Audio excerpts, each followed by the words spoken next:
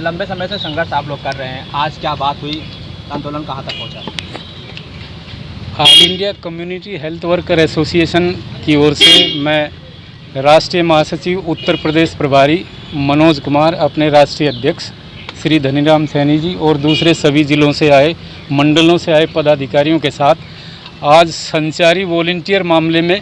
आए गतिरोध को दूर करने के लिए और कोविड वॉलंटियर के मामले में जो हमारे कोविड वॉलंटियर्स ने कोरोना के दौरान बहुत उत्कृष्ट कार्य किया, निःशुल्क सेवाएं स्वास्थ्य विभाग को दी थी, उनका एक मामला प्रशंसा प्रमाण पत्र दिए जाने और उनको प्रोत्साहन राशि वितरित किए जाने को लेकर लंबित था, जिसमें माननीय पाठक जी के आदेश के बाद सभी जनपदों में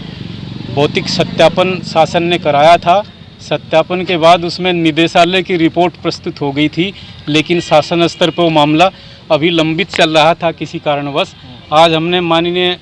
उप मुख्यमंत्री श्री ब्रिजेश पाठक जी का इन रिटर्न शासन की उस उदासीनता के प्रति ध्यान आकृष्ट किया और साथ ही संचारी वॉलंटियर संचारी रोग नियंत्रण अभियान में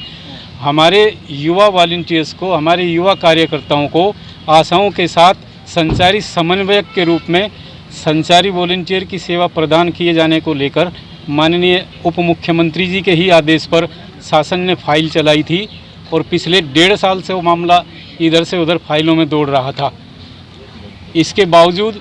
जब उसमें कुछ चीज़ें ऐसी गतिरोधित हुई तो हमने माननीय मुख्यमंत्री जी को भी इस संबंध में अपना मांग पत्र दिया था। मुख्यमंत्री कार्यालय के संदर्भ के बाद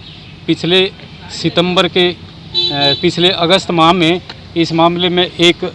विशिष्ट आदेश डीजी चिकित्सा स्वास्थ्य को जारी हुआ था, जिस आदेश के बाद डीजी चिकित्सा स्वास्थ्य में जब सारी औपचारिकताएं पूरी होने के बाद सभी जनपदों को इसमें एक आदेश निर्णायक रूप से जारी होने वाला था,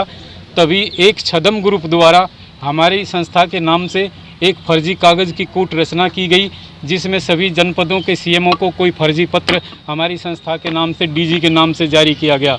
और जैसे ही वो फर्जी लोगों के ज़रिए वो चीज़ सामने आई तो डीजी के लेवल पर उस मामले में निर्णय कार्रवाई को रोक करके शासन से परामर्श मांगा गया कि भाई ये इस तरह की एक फर्जी कूट रचित चीज़ें सामने आई है, ऐसी परिस्थिति में मामला संदिग्ध जान पड़ता है तो शासन अग्रेतर कार्रवाई के लिए इसमें दिशा निर्देश और मार्गदर्शन जारी करे। आपको क्या मिला? ब्रिजेश पाठक ने क्या कहा आपसे? आज हमने जब संचारी मामले में इस गतिरोध को लेकर जो छदम ग्रुप द्वारा किया गया था, जिनको चिन्हित कर लिया गया है, जिसमें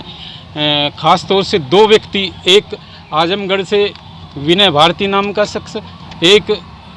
आगरा से विनोद अत्री नाम का शख्स और उनके साथ कुछ 10-5 लोग हैं, उन लोगों ने ये खुराफात की थी हमारी संस्था के नाम से फर्जी कूट रचित कागज़ की, जिससे ये मामला गतिरोधित हुआ था। माननीय पाठक जी को हमने उसमें पूरा पेपर के साथ सारे एविडेंस के साथ अवगत कराया तो उन्होंने कहा कि ये मेरे संज्ञान में है और हमारे स्तर पे ये मामला चला हुआ है, तो मैं इसको तत्काल प्रभाव से दिखवा करके इसमें आदेश जारी करवाऊँगा, आप निश्चिंत रहें। मेरे प्रमुख हैं, उनके इस सीधे तौर पे आश्वासन के बाद उन्होंने जो फाइल चलवाई, उन्हीं के आदेश निर्देश कोविड के मामले में भी, संचारी के मामले में भी हुए थे। अब कोई कारण ऐसा नहीं बनता कि उस पर अविश्वास की स्थिति हो और मुझे पूरा भरोसा है माननीय उप मुख्यमंत्री जी से और मुझे पूरा भरोसा शासन के अधिकारियों पे भी है, क्योंकि शासन ने हमारी बात को हमेशा संजीदगी से लिया। हाँ, कुछ ऐसे शरारती तत्व थे जिनकी वजह से डीजी महोदय को इस मामले में कहीं कार्रवाई रोकनी पड़ी थी, लेकिन हमने अपना पक्ष शासन को रखा था और शासन ने उसमें संज्ञान लिया। नई मांगे मानी जाती है, नहीं हो पाता है, आगे भी ब्रिजेश पाठक इस पर कोई कार्रवाई नहीं करते, क्या रणनीति रहेगी आगे की? पहली बात तो मुझे भरोसा है, इतना भरोसा है कि उन्होंने जब भी मैं कोई विषय रखा है उस विषय को उन्होंने बहुत बारीकी से देख के तत्काल प्रभाव से उसे आगे बढ़ाया है और उसके परिणाम भी सामने आए हैं। ठीक है, तो होता है तो फिर क्या करिएगा? अब नहीं होता तो वो बाद की बातें हैं। पहले जो उन्होंने जिस तरीके से एश्योर किया है, उस एश्योरेंस के परिवेश में हम देखते हैं शासन कितना तत्काल प्रभाव से आगे बढ़ता है, उसके बाद की रणनीति है वो। तो फिर माननीय मुख्यमंत्री जी तो हैं ही हैं। अच्छा, यानी कि अब वहाँ लगाएंगे बात? वहाँ बात रखेंगे, लेकिन उन्होंने हमेशा संजीदगी से हमारे विषयों को लिया है, इसलिए अविश्वास का कोई कारण नहीं बनता।